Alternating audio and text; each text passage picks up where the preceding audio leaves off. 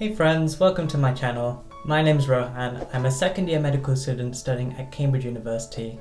And in this video, I thought I'd take you on a tour of my productivity desk setup for this year. And a lot of thought has gone into my desk because, well, I just spent way too long studying here and also editing YouTube videos. So I need a workspace which helps me complete work efficiently, without distractions, but crucially in a safe way. Links to everything that I'll be mentioning can be found in the description box below, so let's get started. The first thing that you'll notice is my desk is not actually in my room, but we're in a study here, and my brother typically works on my left, and my dad occasionally also works in this room. And I think there's two advantages of having your desk outside your room if it's at all possible.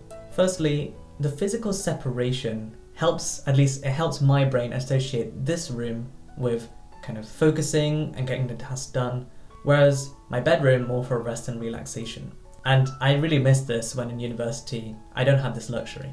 And secondly, it creates accountability, and you'll notice that this room has a glass window door. So this means everyone can see what you're doing, so you don't really want to be caught slacking off.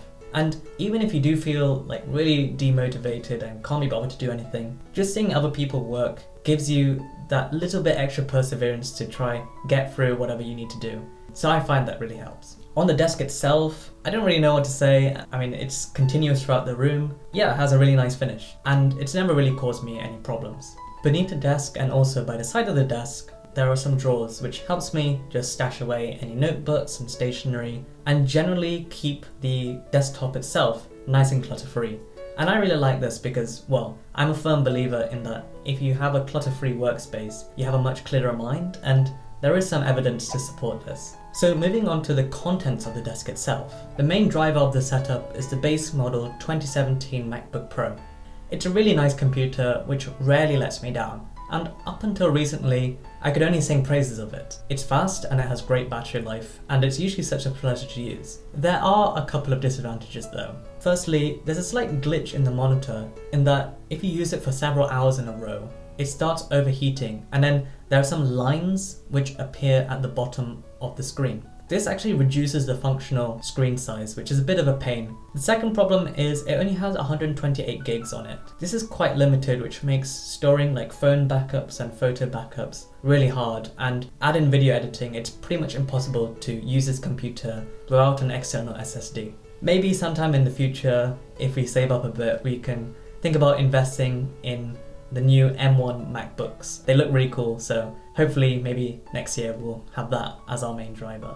However, if you're a student who just needs to search the internet and like write essays, this is a really good computer for that. The external hard drive that I use is the LaCie mobile drive, and it has 2 terabytes of storage. These days I have the hard drive out on my desk at all times because I need it for YouTube editing, and it's really convenient just to have it and plug in immediately. It's also compatible with USB-C, which is convenient because, well, most MacBooks only have USB-C these days. And I also chose it because it has a really nice sleek design to it. 2 terabytes is plenty of space to dump large files. It also comes in 1 terabyte and 4 terabyte versions, so you can get what you want according to your budget and how much storage you do need. The laptop sits on a Carrara laptop stand, which I've talked about in my previous videos. I think it's a really good low-cost investment for the desk for several reasons. The main one being it helps you maintain good posture while you're sitting at the desk and working for long hours. This is because ideally you want the top of the laptop screen to be at eye level. I usually place an additional few books underneath the laptop to help achieve this. Another advantage of the laptop stand is that it saves space,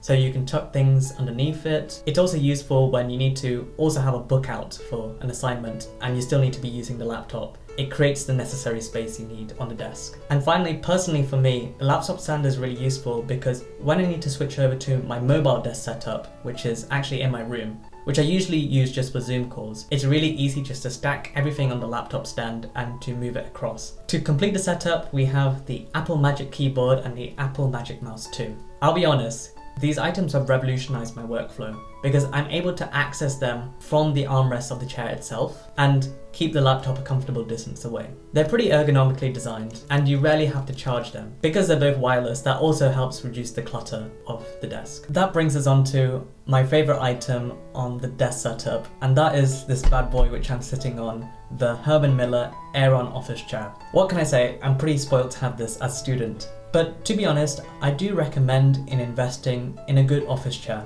This is because as students or people who work from home in general, we tend to be sitting at our desk for many hours a day. So you want to make sure that it's safe to use for such long periods of time to prevent the development of chronic injuries such as lower back pain or neck stiffness. The two main things which I think you should be looking for in an office chair is first, that it should have this netted material so that it's breathable. This prevents the accumulation of sweat and overheating, and it's just generally a lot more pleasant to use than leather seats, for example. And secondly, it should have some good lumbar support. And this basically promotes the natural curvature of the spine, which should protect you against lower back pain. And yeah, the Herman is amazing because it's so customizable. You can customize the armrest height as well as reclining and coming forward, and you can even adjust the amount of lumbar support. So you can really create the settings which is most comfortable for your body. I think a testament to this chair is I've been using it for over 5 years or so, and I've never had any lower back pain problems, even though that at times I've had some questionable posture,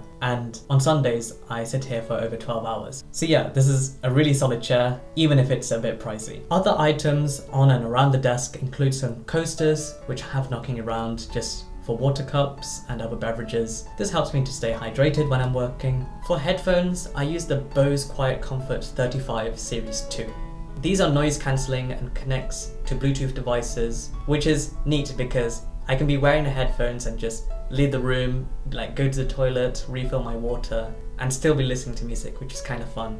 And it's also just less cables and wires, which helps keep the desk nice and clean. The noise cancelling feature is also helpful because it just helps me get in the zone a bit easier, particularly when other people are working in the room, and I like to have the music on fairly quiet, so having background noise being cancelled out helps me achieve this. The headphones are placed on this headphone stand which my dad got me for Christmas. I think it adds a really nice aesthetic to the desk. It's also useful just to have the headphones stored away safely, but also quickly accessible when I need it. I definitely recommend these Bose headphones if you're looking for something new or to upgrade to something, just because the sound quality is good and it has quite good battery life as well. Then on the window ledge, we have some plants. I think this is a nice touch because some studies have suggested having plants on your desk can boost productivity and even creativity. Also, in this book which I just finished, they showed that greenery can actually boost attentional reserves, so it helps you concentrate for longer. Then we have some other random bits and bobs like the Serenity Prayer, some weird sunglasses emoji guy which bobs up and down,